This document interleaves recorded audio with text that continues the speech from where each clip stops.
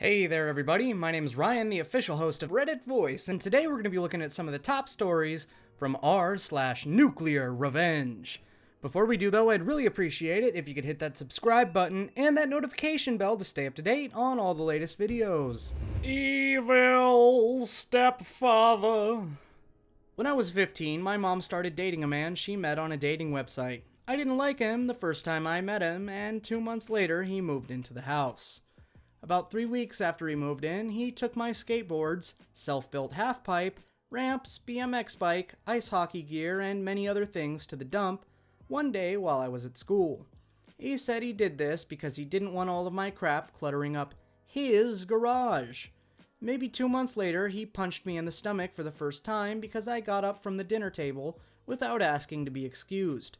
From there, it has collated into full-fledged beatdowns for the smallest perceived slight to his authority. One day, he decided to take my extensive Pokemon card collection, even more extensive comic book collection, my Game Boy and PS2 with all the assorted games, and my fantasy and sci-fi book collection and got rid of it all because 15 boys should be playing football and baseball, not being a fat or nerd. I'm not going to say the actual word here because pretty sure it'll demonetize us. Playing with Pokemon cards or reading comics and books. Yeah, guys, don't read books, they'll rot your brains.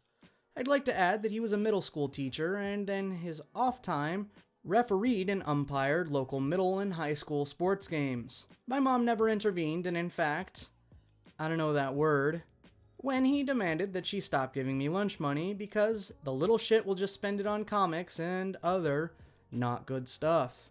One day, I took maybe $3 in change out of his change jar so that I could buy a slice of pizza and some fruit punch during lunch at school because I was tired of being hungry.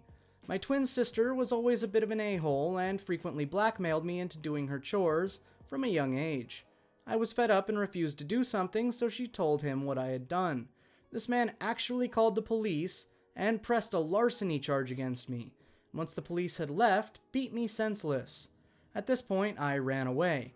When the cops found me and returned me to my home, I found out that I've been trying to talk to my mom into sending me away to military school or something of that nature.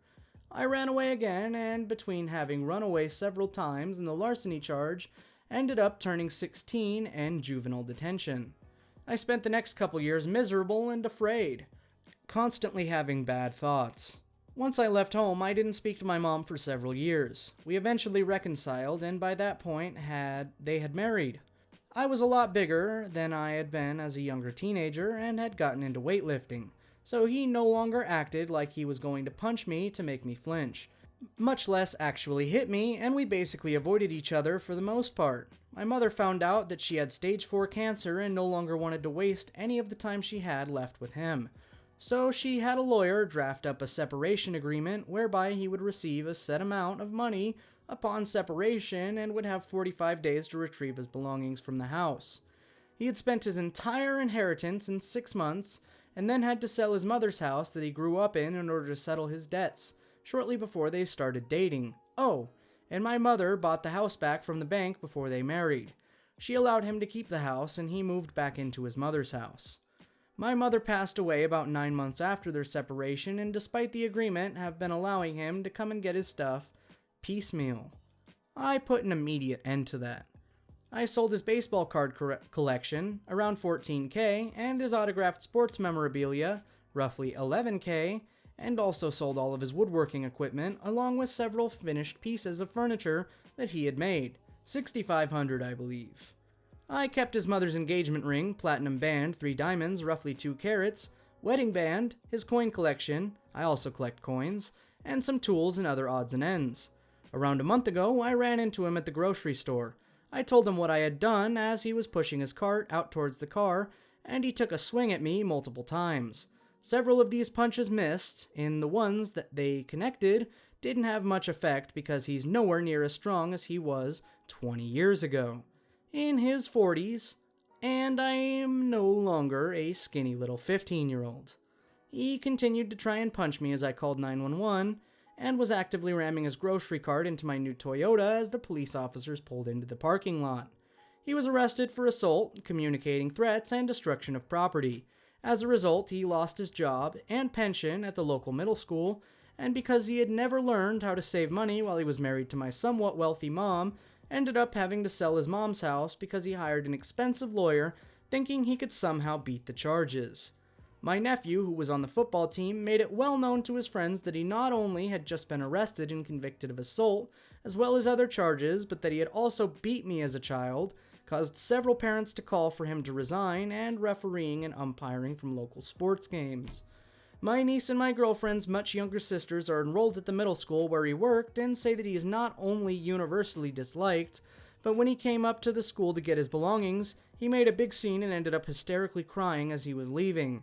At least that's what they've heard from the kids who were attending the summer school at the time.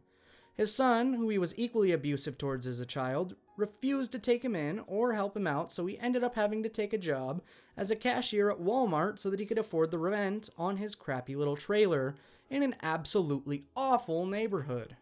Even though that Walmart is not the closest Walmart to my house, that is now the only place where I go grocery shopping or to purchase anything that I need.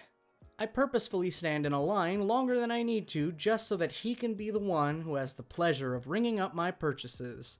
The first time I went through his line, he attempted to ring up multiple items more than one time to overcharge me, and when I called him on it, said that I was mistaken. I asked for a manager, and the manager believed him that it was an accident, but he learned that he can't get away with that. The second time, I made sure to be as nice as possible, and how to ask for a manager because he was overwhelmingly rude. The people in line behind me back me up, and he got in some trouble for that one. Every time I go there and step into line, I see him die a little bit inside. And it may be petty, but it gives me such satisfaction.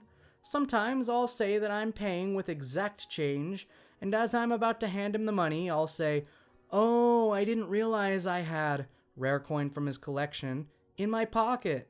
Guess I'll pay cash."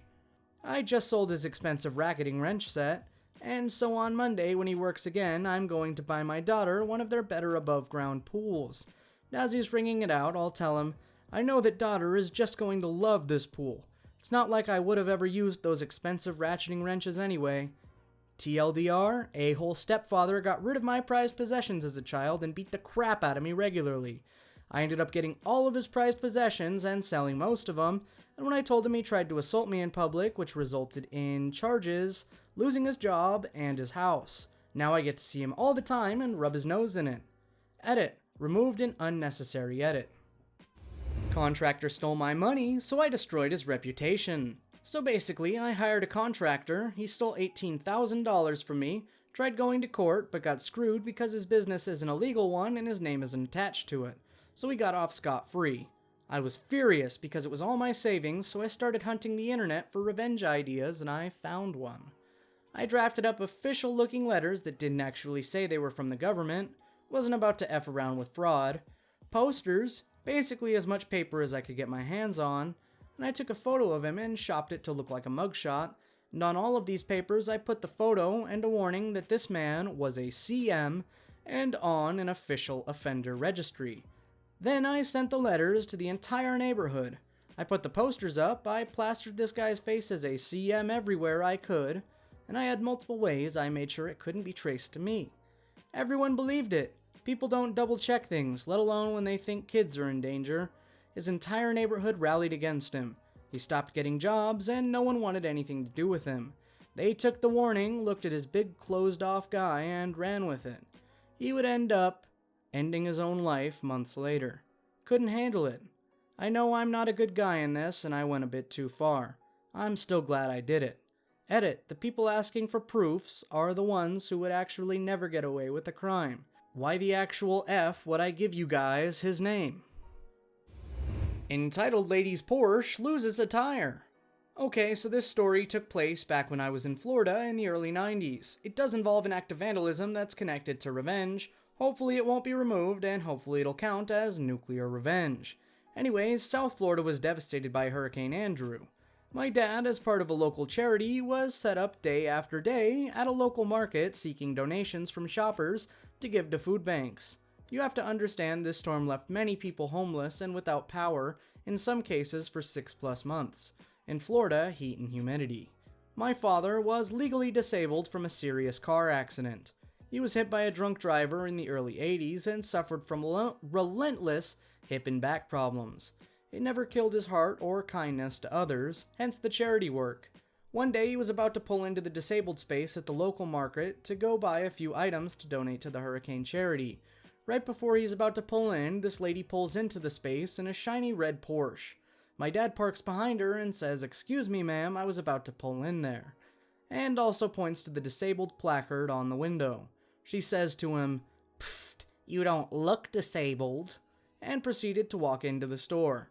For anyone who has a relative who uses a disabled space, you know the frustration of the situation and the anger one feels. My dad, seemingly unfazed, waits until she goes into the store and then gets out and snips the valve stems on all 4 tires, flattening but not destroying all of them. He then pulls into another space not far away and just waits about 15 minutes later. The lady comes out and is shrieking about her car being vandalized. My dad is far enough away so she can't see him, but he can hear everything. She calls the police. Big mistake. She files a report for vandalism and the police give her a ticket for being parked in the disabled space for no placard. About $2.50 at the time. The cops leave and she calls a tow truck. As the car is being loaded onto the truck, my dad pulls up and says to her, "You don't look disabled, but your car sure is," and then drives off. My dad could be a nice guy and pure savage when he needed to be. Well, that's all the time we have for today, folks. But if you liked it, you could always check out our playlist where we have all of our other fantastic videos, or you could subscribe and hit that notification bell to stay up to date for all our future videos.